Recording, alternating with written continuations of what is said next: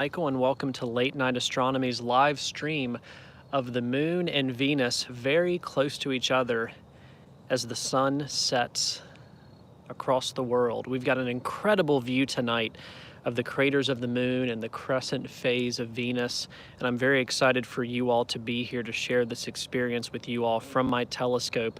Normally in my backyard, but this time in my front yard because of the trees and because of how Venus is so low to the horizon right now for where I live. If you're brand new to this channel, please like this video, share it, and please consider subscribing to this channel. But this is just a wonderful time for us to hang out this evening, talk about astronomy, talk about space. Please let me know of any questions you have about anything as we get together to observe the nighttime sky this evening. Owen, good to see you. Feel free to ask away any questions y'all have amongst each other, anything you want to talk about in the chat. We'll be bouncing between the moon and Venus for the next 20 or 30 minutes or so. Great to see all of you here tonight, logging on. Wonderful to be here in my backyard with my telescope, sharing this experience with you all. It is a beautiful evening where I am right now. It's in the mid to upper 50s, very comfortable, crystal clear skies. I hope to go out and do some imaging of the Andromeda galaxy with my DSLR and tracking mount, probably about an hour from now once it gets a little bit darker. But we have just had very good weather here over the past couple days, and it's been some of the best observing and imaging I've had in the past month or two. Here we've got the crescent moon before it gets down below the horizon. In just a second, we'll head on over and look at Venus, and then we'll just be bouncing back and forth between those two objects all throughout the night. May even have a special appearance of Saturn if I'm looking at the right object that just cleared my tree line. So we may even have a sneak peek at Saturn as we get into this later on. Awesome that you were able to see the phases of Venus. That's wonderful. That's incredible. Yeah, aiming with a telescope can be difficult. What type of telescope do you have? And do you have a traditional finder scope or a red dot finder? Thank you for watching from the UK. Sorry about the clouds, but glad we can share this experience here tonight for a little bit. Again, any questions that you all have, anything you want to ask me about or chat about yourselves, feel free to do that. It's great to have everyone here tonight.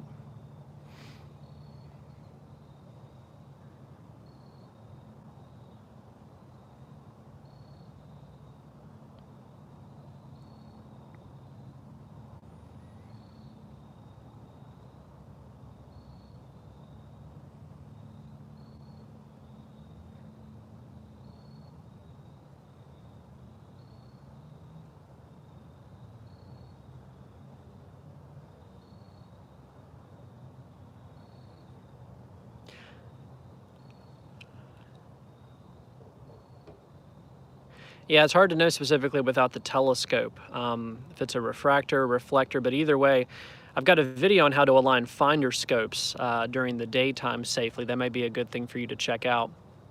All right, let's pan on over and take a look at Venus right now, because it is closer to my roof line than I was expecting, but I think we should be able to get still a good couple minutes of views of it. Let me see, there we go, there we go.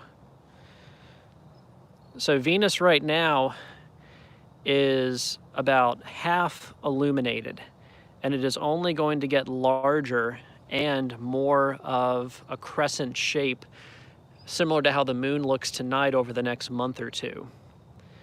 So really, actually, the brighter Saturn is from how we see it, the less of it actually is illuminated. Yeah, Steve, I'm going to be shooting Andromeda tonight at 1:35. You can get a lot of detail at that, but really, you know, pushing up to 300 or 400 is really going to bring out some of those dust lanes a lot more than 1:35. That's true. Again, for those of you all just joining, we are currently looking at a live view of Venus through my telescope in my front yard tonight.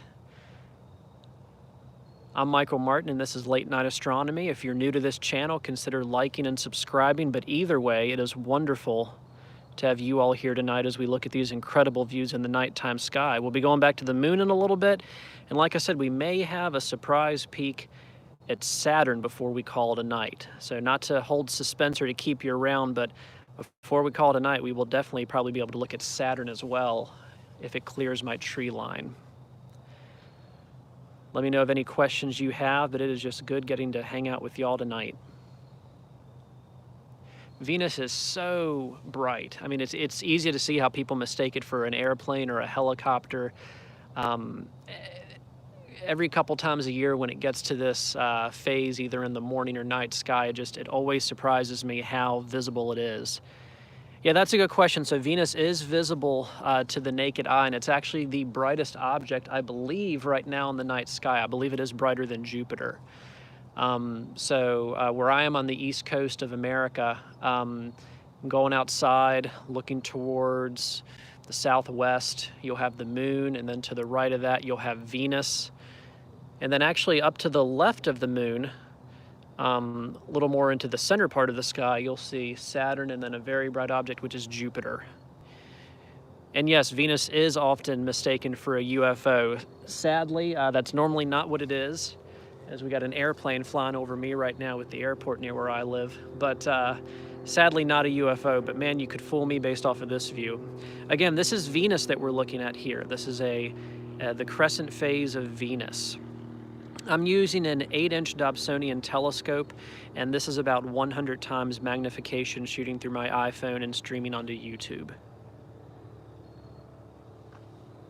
If you're able to get outside to see any of these objects while we're sharing this experience, feel free to run out and look at them, come back and tell us what you saw with the naked eye, with the pair of binoculars, with the telescope. It doesn't matter what you have, there's a lot to see in the nighttime sky, even without spending money on equipment.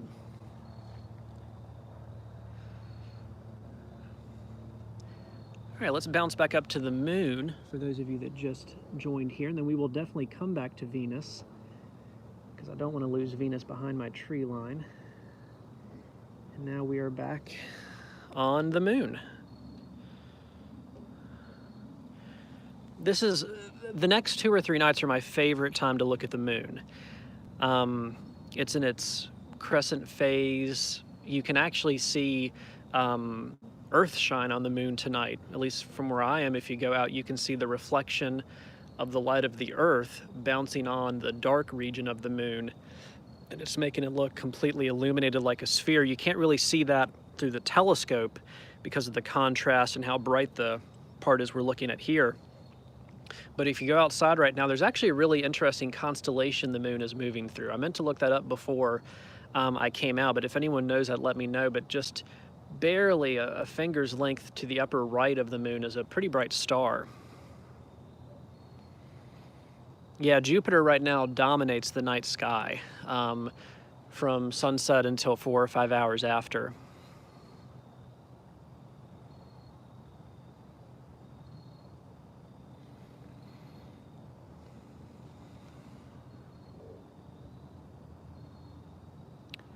So I've got my phone hovering right over my eyepiece, and that is the view that you all are seeing live, just from an eyepiece adapter. That's the one I did a review on about a year ago on the channel.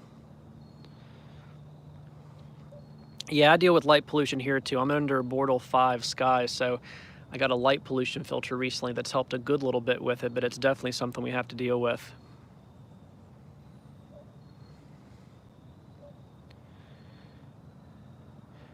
All right, so we got the moon right here. Let's go back down to Venus, which is the brightest object just above the horizon. And I want to make sure we get some more views of this before I lose it behind my tree line in my house. So here is Venus. Let me try to focus it a little bit here for you. That's a little better. That's a little better right there. So we've got Venus right here. Crescent phase, looks like a small version of the moon.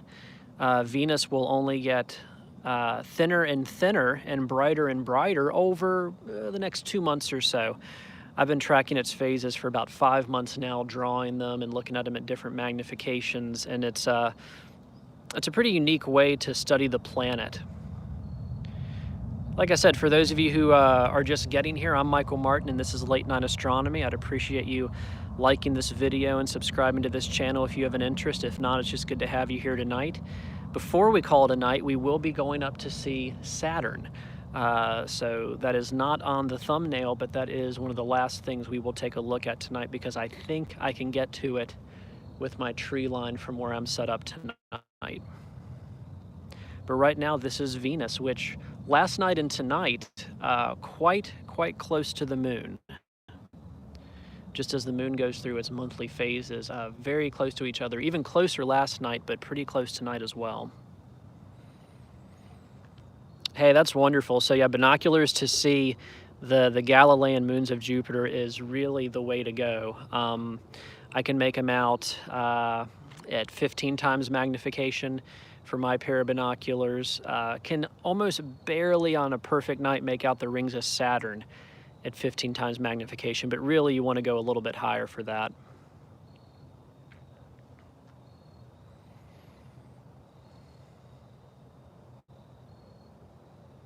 Yeah, I agree with you about the magnification. This is about 100 times. This was the best middle ground for looking at most of the moon and Venus, but normally I do my Venus observations at 100 or 200 times magnification. But normally it's so low to the ground, you don't want to pump up the magnification too much because you'll get a lot of distortion. Yes, Perry, good to have you here from Rochester, New York. And yes, the Earthshine is gorgeous tonight. I always know to expect it around this time of its phase, but it always catches me off guard too, as it sets in the early phases between new and first quarter, I guess.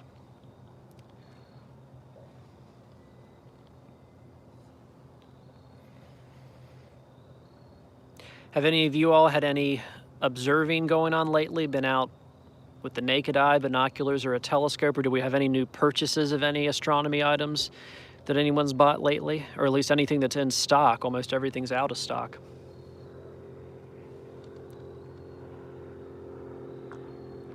"15x70s are a solid pair of binoculars." That's wonderful.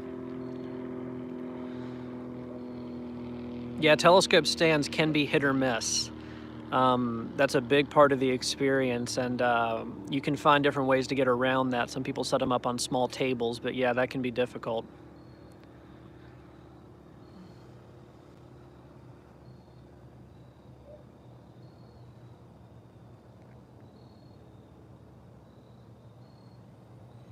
Pretty impressed with how clear Venus is, with how close it is to the horizon. The skies are very steady here. Last night I shot the Pinwheel Galaxy with my DSLR and tracking mount and 135mm lens. Got about, I think, 2 hours of usable data out of it. I'll be processing that over the next week and hope to have that posted as a picture and maybe a short video in 1 or 2 weeks, maybe around Thanksgiving. But great time of year for where I live to go out.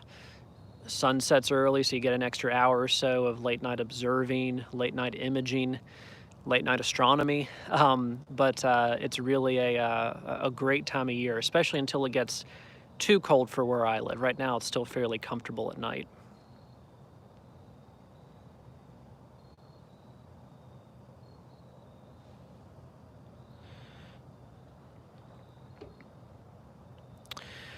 So for the best pair of binoculars, I use a pair of 15x70, but I use them on a tripod because they're quite large. My wife has a pair of 10x50 binoculars that she uses for nature and sometimes astronomy, but not so much. And that's a really nice sweet spot. You can hold them up fairly well. You get 10 times magnification. You can jump to stars and big constellations, even see some of the larger star clusters. So I would say 10x50 or 15x70 would be my recommendation for binoculars. And at that price range, you're looking at probably, you know, 50 to 100 bucks, depending on what you buy and the brand and where you live. Yeah, so the binoculars I have, the 15x70, they come with a tripod adapter. So that way it's kind of hands-free for the whole experience.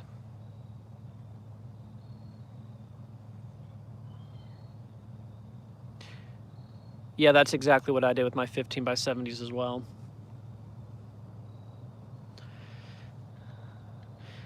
I'm gonna stick with Venus here for a few more minutes because I'm about to lose it behind my tree line. And then we're going to switch back to the moon, and then we're going to take a look at Saturn, which definitely has cleared the tree line at this point.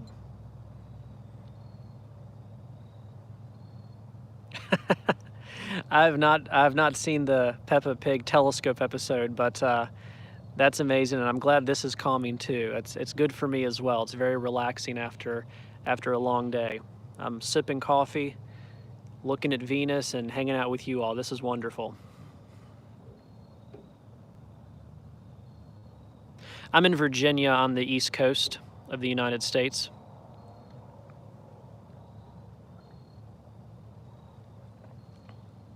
Very nice scene. The past 2 nights have been almost no wind, crystal clear, not too cold. I'm pretty tired after a long day, but I'm going to be up till 11 or 12 tonight doing some astrophotography for sure. You cannot pass up nights like this when the moon isn't in the way, especially for deep sky objects. So last night was the Pinwheel Galaxy. Tonight will be the Andromeda Galaxy. Hoping to get at least 2 hours of usable data out of both of them.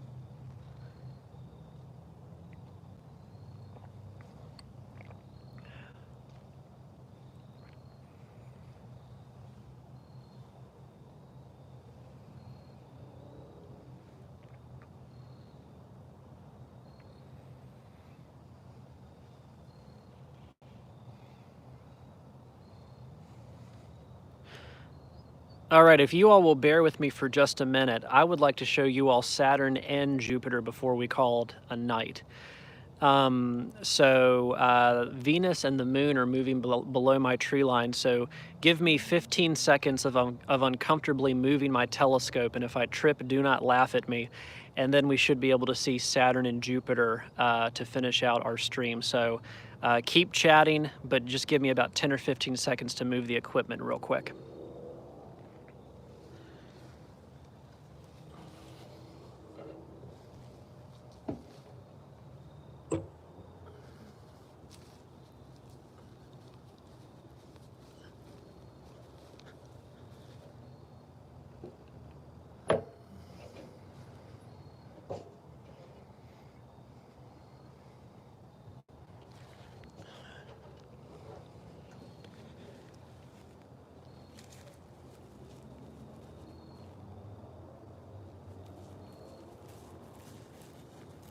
All right, everybody, that was not me driving away on a motorcycle. That was the interstate near where I live.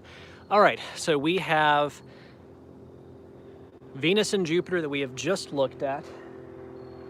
Let's move over right now to Jupiter. Give me a second to find it.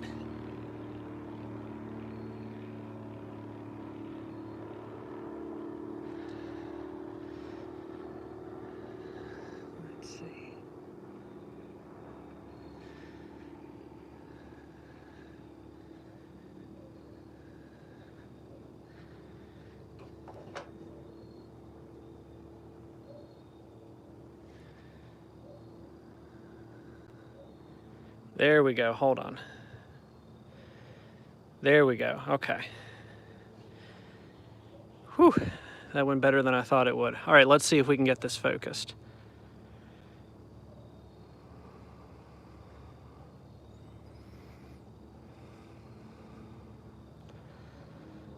There we go.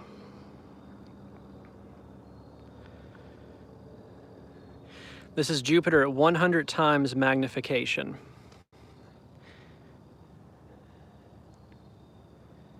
And I do have a lunar filter on as well, which is why it's a little more dim. But you're actually making out a little bit of the cloud bands because of that. If not, it would be kind of washed out. So I actually may keep that on for right now. So this is 100 times magnification of Jupiter.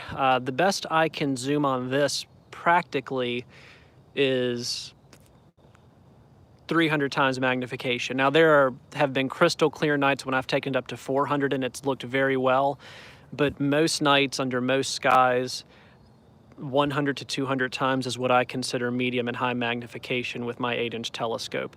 It really has more to do with the sky conditions than it does anything involving my telescope.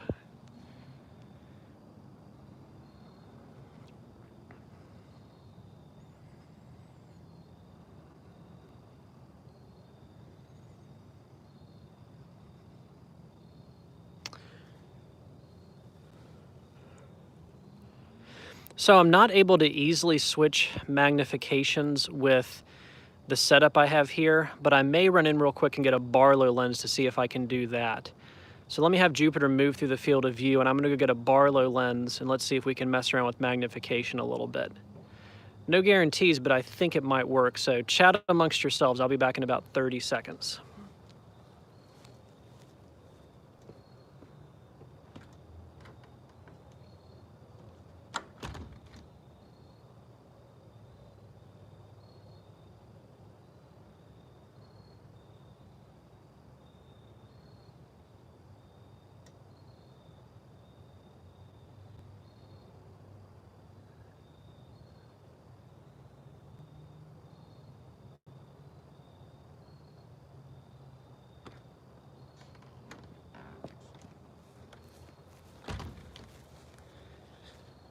All right, and I'm back. For those of you just joining, this is Michael Martin, and you are on Late Night Astronomy. We have moved on from the Moon and Venus because they have set behind my tree line, but we are now looking at Jupiter, and I had a request to put in a Barlow lens, so I ran in to get one. So let's see if we can look at Jupiter at some different magnifications. Give me a second, because I am actually removing the camera from the telescope. And let's put this on the 3x Barlow lens. I've never tried this before live streaming. Let's see if this works. Okay, there's definitely something there. And I need to clean my eyepiece. And getting closer. Closer. Down, and then we're gonna change focus. And we are trying to see Jupiter now at, come on. Hey, there we go. 300 times magnification. Now I've taken off the lunar filter, and because of that, we are getting more of a glare. So let me try to put one of the lunar filters back on, and then we will see if that gives us any more detail. So give me 1 second on that.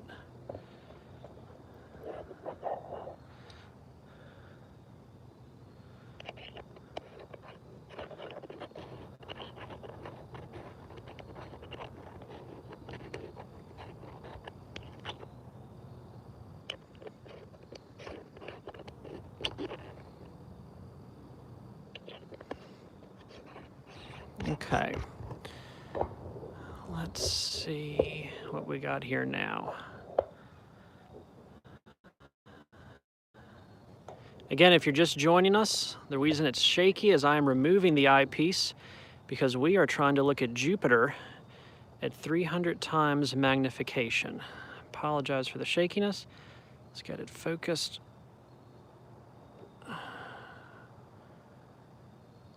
There we go. Hey, now that's what I'm talking about. I don't know if I've ever seen it that clear through YouTube on my phone streaming this. So whoever requested that, you just saved the stream. That's wonderful. Oh, so you just bounce. See, when it's zoomed in that much, it actually becomes really hard to find as well, because it jumps around a lot. There we go. Okay, good. Well, thank you for that request. Now, you can tell here it's a little more work on my part, because now I've got to kind of nudge and track this the whole way. Okay, because this thing is shooting really fast across the field of view, but I am very pleased with how those cloud belts are coming out just streaming this from my phone. Yeah, those are the Galilean moons of Jupiter. You've got 3 that are easily visible. And I'm not sure if the 4th is just out of our field of view or if it's behind or in front of the planet.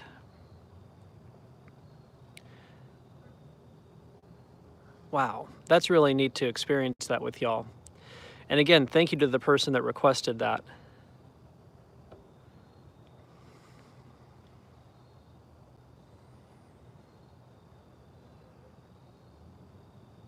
Yeah, there's the 4th one in the upper left-hand corner. Let me get it back. There it is right there. You're welcome, Owen. Not a problem. That's why I'm here. It's great to see 40 of you all on this stream. I'm thrilled with the support this channel has gotten over the past few months. It's just has been beyond what I ever expected. If you're new, please consider subscribing, liking this video, but at the very least, it's great having you all here tonight. I believe, is it moving right to left because I've got a mirror on my Dobsonian? Someone check me on that, but I think it's because it's the mirror reversing the image. That's my guess.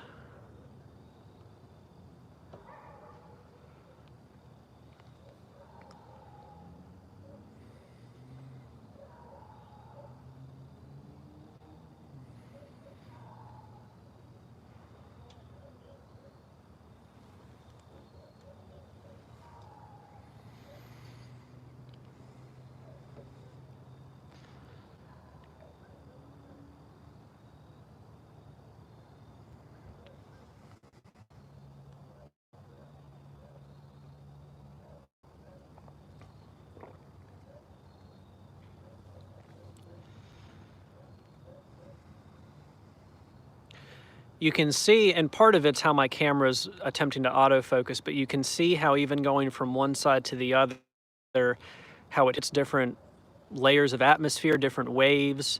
You can see how the image is kind of constantly sharp or not sharp. And again, that's partially my iPhone connected to the telescope, but that's also just normal seeing environments.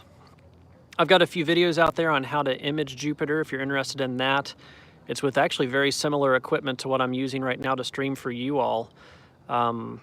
Stacking the images, you can get some incredible shots with it with pretty modest telescopes.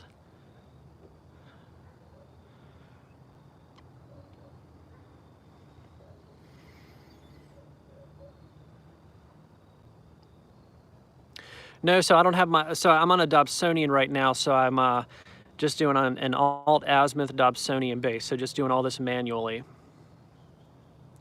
Yeah, LED lights are wonderful for lighting, but are not good for astrophotography or astronomy.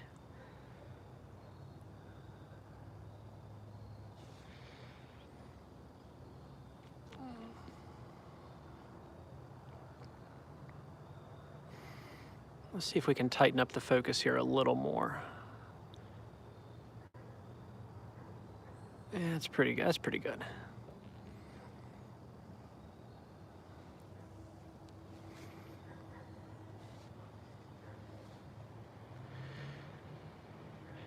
When capturing deep sky objects, it's a lot of hoping and praying that they are where you think they are. Sometimes if it's that dim, I do test exposures at 30 seconds a minute just to make sure it's where it needs to be in the field of view, but I do not have an auto tracking rig for my astrophotography, so it is a lot of manually finding the object in the night sky, which for Andromeda isn't too bad, or the Pinwheel Galaxy, but sometimes it can take a while just to find it without having a computer to track it for you.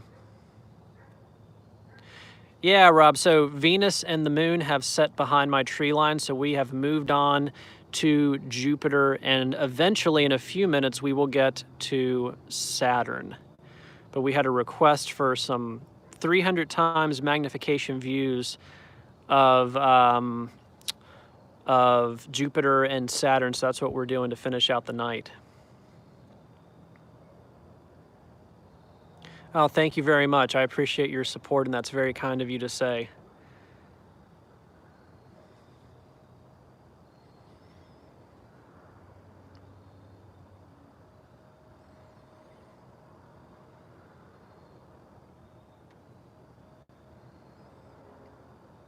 So I'm not able to zoom in on the iPhone because the YouTube streaming app on the phone is quite limited. So I do not have the optical zoom feature like I normally would, or else we could go 2 times closer for some looks at how that would be. But I don't have much control over anything with the iPhone app. I'm having to add lunar filters to adjust the brightness, and I'm having to just manually focus the telescope to focus the video, really. And Owen, what type of telescope do you have again? And I'm sorry if you said that earlier.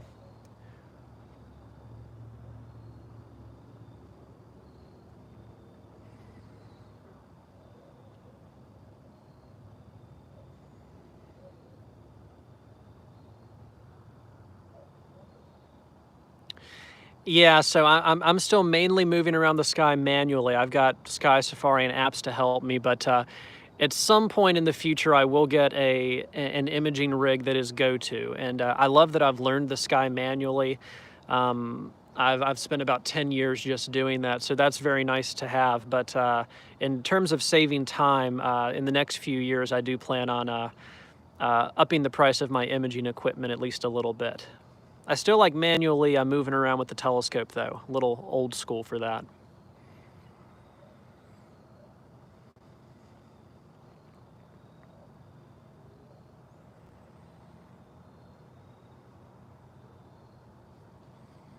Wonderful, Owen. That's excellent. A 60 to 70 millimeter refractor is an excellent, excellent scope, especially for the moon and planets. All right, everybody. So we have been on Jupiter now for about 5 or 10 minutes. Let's move down to Saturn to finish our night of observing the night sky together. I'm going to try to find it at the 300 times magnification, but if not, I may need to take off the Barlow lens to make it a little more effective. So give me a few seconds to see if I can scan down. Saturn is the bright object in between Jupiter and the moon, almost perfectly in between them. All right, let's see if we can move and find Saturn.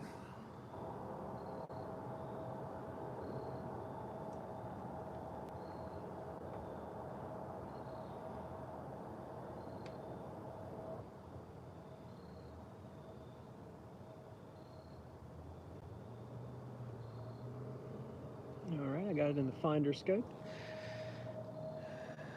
And let's see if we can get it. Oh, maybe that was it. Yes. There it is. Finishing our night out with my wife's favorite planet, Saturn. I've got to say, I still think I prefer the cloud belts and moons of Jupiter, but my goodness, there is no more beautiful planet there than Saturn. That's definitely for sure. That is not the roar of Saturn, that is the roar of a UPS freight plane leaving an airport. Again, this is Saturn at about 300 times magnification, roughly. I've got an eyepiece, a Barlow lens, and my phone. This is the best live stream view I think I've ever had of Saturn and Jupiter. So you all that showed up tonight are getting quite a treat. So we got the rings of Saturn right here. Kind of a beautiful classic view of Saturn. You can make out the top of Saturn with kind of the ring going in front of it. And then you can just barely make out on the bottom ring the shadow of Saturn casting a shadow down on it. Beautiful time of year to get out to see Saturn.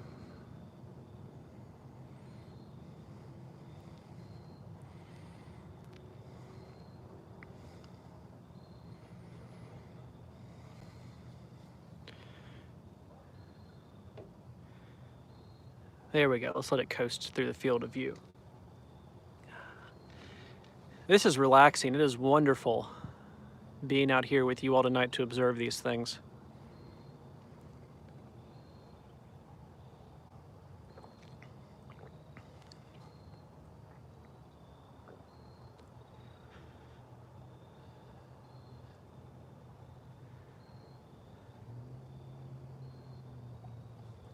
The Dobsonian telescope stand is only about maybe 2 or so feet tall. If you go and do an internet search, Google search for Dobsonian telescope, you'll get an idea of the type of stand that it has.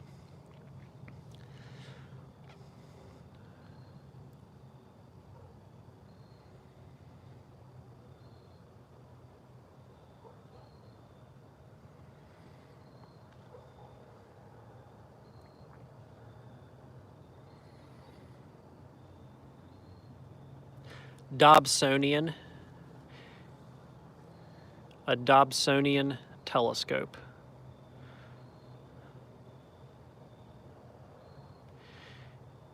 Yeah, when you get anything past 100 or 150 times magnification, unless you've got it on a equatorial or a tracking mount, you're having to scoot the telescope a good bit.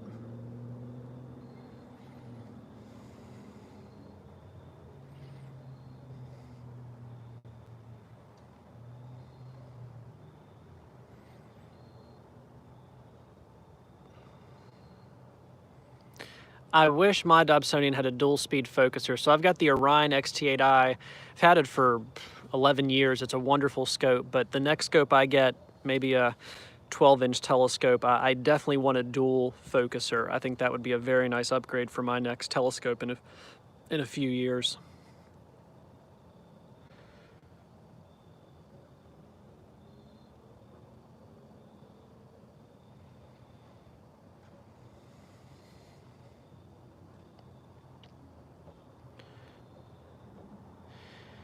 This is an 8-inch Dobsonian telescope with a 1200 millimeter focal length. It's the Orion XT8 in telescope.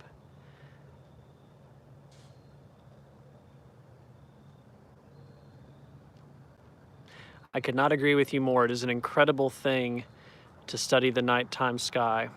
It is a glorious thing to study.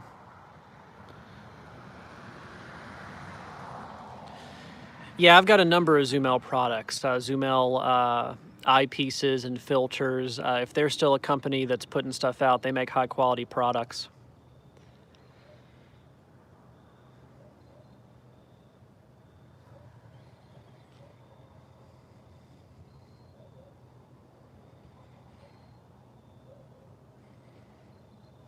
I could not agree with you more. The heavens definitely do reveal the glory of God. This is incredible stuff. Again, everybody, this is Michael Martin with Late Night Astronomy. We are winding down our live stream, although we got more people coming on now, which is excellent. Please like this video, consider subscribing to this channel, and it is just such a nice thing to be out here with you all tonight doing some observing. I appreciate you all showing up on the short notice. The weather was clear, and pretty neat sight having the moon and Venus so close together, and kind of finishing with Jupiter and Saturn is an added treat.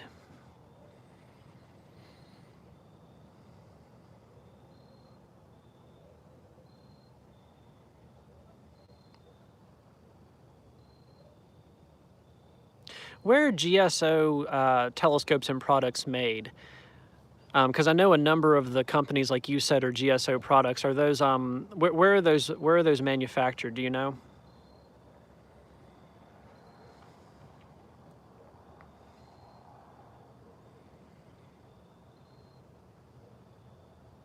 Okay.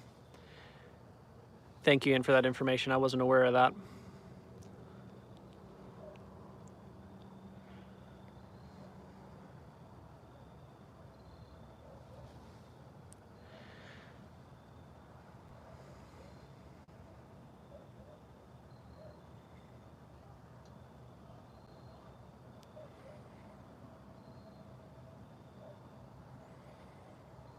Hey, that is wonderful to hear. The local astronomy club that I'm a part of where I live is a part of the telescope loan program. So that's a wonderful thing to hear that you got out and used it. So thank you for watching, and that's wonderful that you took advantage of those telescopes.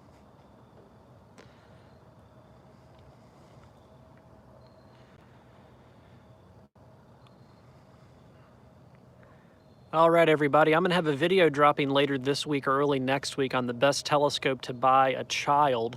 A good first telescope for a kid, hopefully to help people out a little bit for what's in stock for the holiday season. But thank you all so much for showing up tonight on such short notice. If you found this channel recently, thank you so much for your support. I try to do these live streams at least once a month, but a lot of that does depend on weather and what's going on where I live. But I hope you all enjoyed the views of the moon and Venus and the nice treat at the end of Jupiter and Saturn, and it has been a wonderful 40 minutes hanging out with you all. So as we finish with one final view of Saturn, as I always like to say, thank you all so much for your support, and clear skies from Late Night Astronomy.